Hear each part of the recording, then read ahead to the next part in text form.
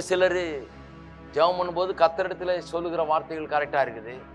ஆனால் ஜெபம் பண்ணிட்டு அந்த பக்கம் போன உடனே அங்க ஒரு 4 பேர் இருக்கிறாங்க விசுவாசிகள். என்ன பிரதர், நாங்க ஜெபம் பண்ணிக்கிட்டே இருக்கிறோம் பிரதர், என்ன ஆச்சு பிரதர்னு ஒன்று இவங்க அப்படியே எல்லாத்தையும் கொட்டி தீக்கிறாங்க. சரி பிரதர் ஜெபம் பண்ணுங்க, கர்த்தர் என்னமோ தெரியல, என்ன பண்ண போறாருன்னு யாரு கண்டா?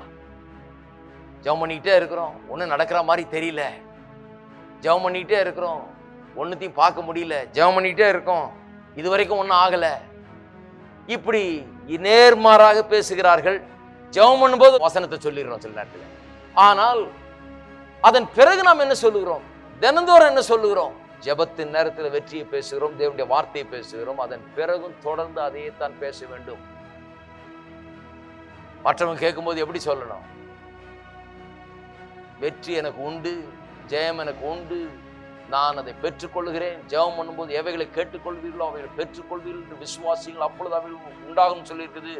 எனக்கு அது உண்டாகும், விசுவாசிக்கிறேன், அதை பெற்றுக்கொள்கிறேன் என்று சொல்லி அப்படி நாம் தொடர்ந்து அந்த விசுவாசத்தில் இயங்க வேண்டும்.